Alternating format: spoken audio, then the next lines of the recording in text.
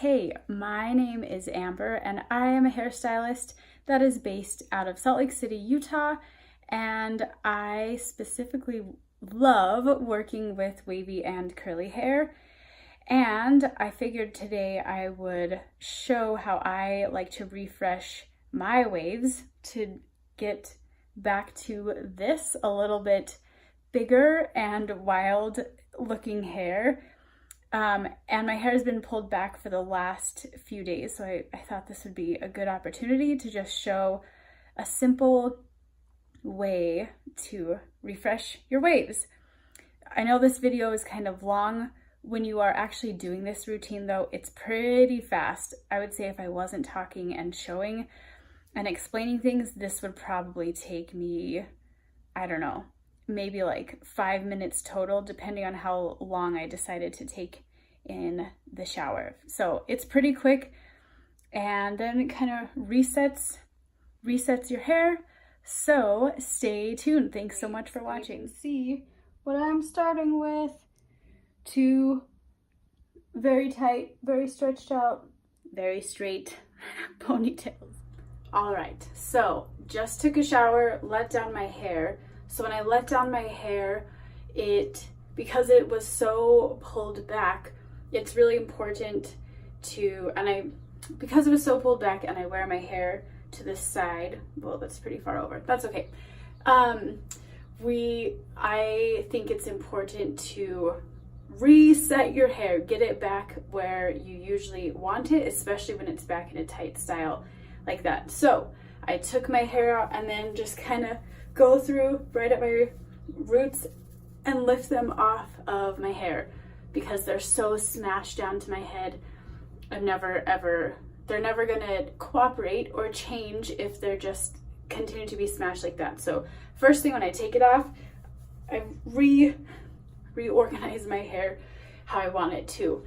And then I got into the shower, and in the shower, at first I'll let the steam kind of do its thing and whatever water droplets decide to get on my hair, that's totally fine.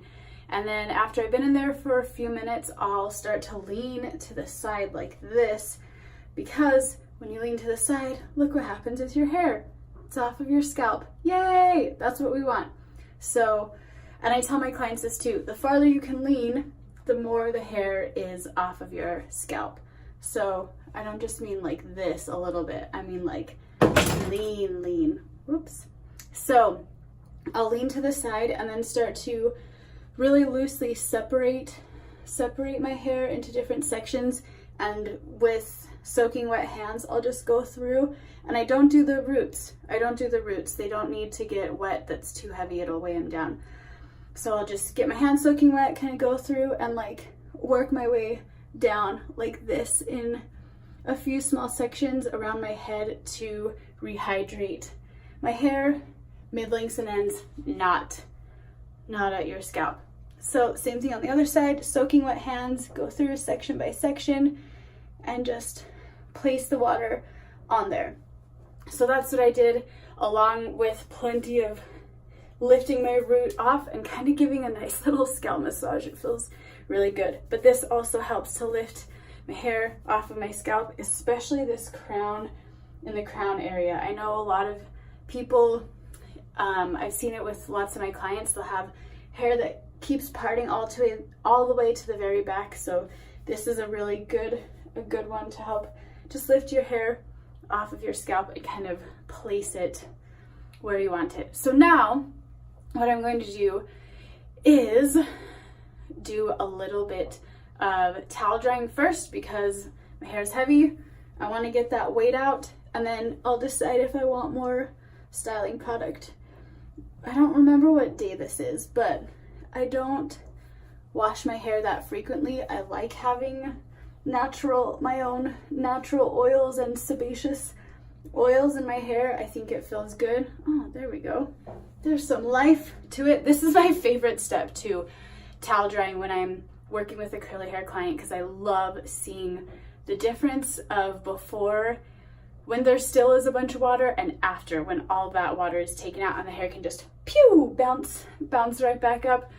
it's like magic. It's a magic trick. I love it. So now leaning to the sides, and I'm concentrating on the ends and mid lengths because I don't have water up here, so I don't need to towel dry that. And I'm just giving it a scrunch and kind of squishing like this. And I joke and tell my clients too that you'll get nice strong hands and good grip strength for rock climbing as you are wearing your hair more curly from all this scrunching. So just going like that. Ooh. My sage just fell on the ground. So now they're coming back to life. I'm gonna kind of place them where I want them, but I'm not going through and separating them. I like what they're doing. For me, this works, and for wavies, I think this is good. You don't want to separate your curls too much, I don't think, because then you get more stringy or frizzy results. I like seeing curls, waves be together a little bit more when you're drying it, and then once it is dry, then you can separate them. That's just me and what I found works for me. That's something to experiment with. If you want bigger hair, you might separate your hair a little bit more because it'll give you more volume and fullness. I like seeing waves that are a little more contained and sleek. It must be the Vidal Sassoon hair cutter in me that likes likes bringing together a little bit of bend, but also having things be a little more controlled, I guess. Don't get me wrong, I love wild hair too, but for me, this is what I want, because then I know that I can make it bigger if I start with it how I want it, telling the curls, I don't have curly hair, telling the waves what to do, then I can go make it wild after. So hair is like this. I'm just gonna use, for fun, a little bit of Loma's volumizing foam. This guy, it's super lightweight. I love using a foam to refresh with because it is so light and just kind of helps to reactivate your waves or curls or whatever product is in there before without weighing your hair down. So again, leaning to the side, I'm just gonna place it and work my way down. Maybe some prayer hands, just going through section by section. Up here, pushing that into my hair, and then just giving it a little bit of a scrunch and jiggle to keep them lifted, and then a little bit more foam and spreading it on my hand so it's nice and distributed evenly, so you get an even distribution when you are applying it to your hair. Just going through again, section by section, some scrunching it in. I don't think this has to be like a technical, perfect process. There's not like, do it like this for this section and then like this for this section. No, just kind of put it on there, but just make sure you're distributing it evenly and not like doing this and roughing up your hair, because that's where tons of frizz and just so much expansion comes in. So now there's still some water in my hair, so now I'm going to towel dry it a little bit more so this will dry faster, and then I'll diffuse it. I like diffusing my hair because it is so naturally like this, like negative.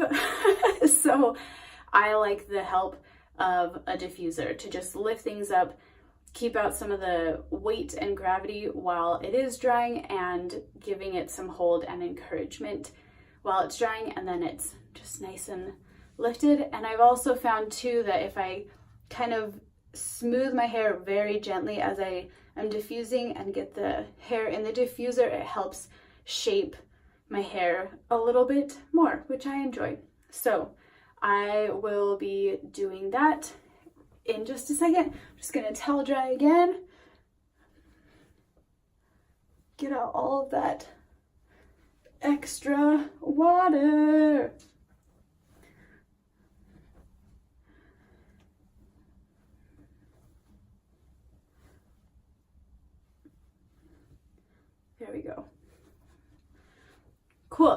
So I'm going to diffuse really quick and I will be back.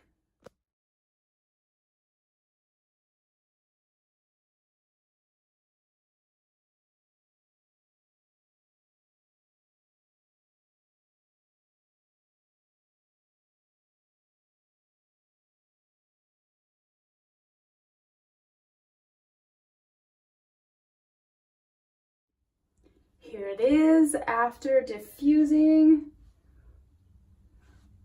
Yay. So this still has a little bit of a cast in it, so I'm just gonna kind of go through, and it's kind of like scrunching, but also just holding it in place and like squeezing as I work my way down. Scrunching in some areas, and also just kind of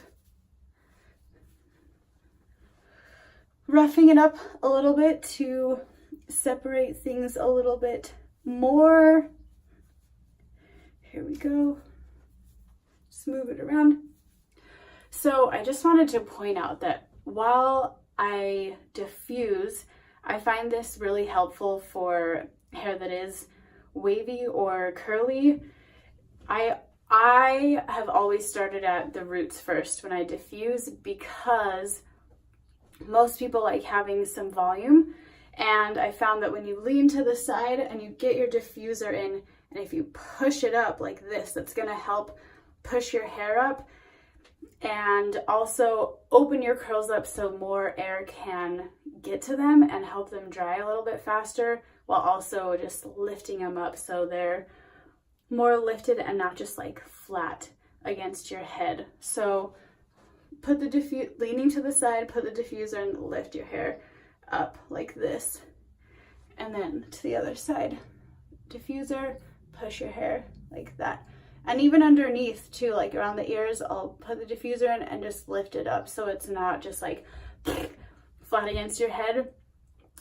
I've found that this helps start the curl pattern from the very top of your head, rather than like flat, flat, flat, and then pew, your hair explodes and just pew, kind of goes into a triangle or a Christmas tree, whatever you affectionately have named that shape that can happen. I've heard some good pet names. So the other thing too that I want to point out is when I am diffusing, not just on myself, but also on my clients, whether they're curly, wavy, super curly, I always, if I am diffusing, leave the diffuser in place for a minute. And because it's going to be there for a minute, I am continuously using the cool shot button.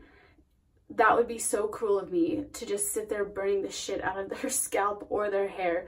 So I would say, because I'm using the cool button, it ranges from warm to cool airflow the whole time, because I don't want to burn anybody or make anybody's scalp, hair, or make anybody uncomfortable. And that just kind of, the cool shot button just helps to regulate and keep it a more even and skin friendly, hair friendly temperature. And I think that is it. If you like this, please let me know. If this was helpful, please let me know. If you do things differently, please let me know. I always want to learn from everybody and see what works for them. I don't think any right or wrong way necessarily. There's always different solutions for everybody different. So just let me know what you think, and thank you for watching.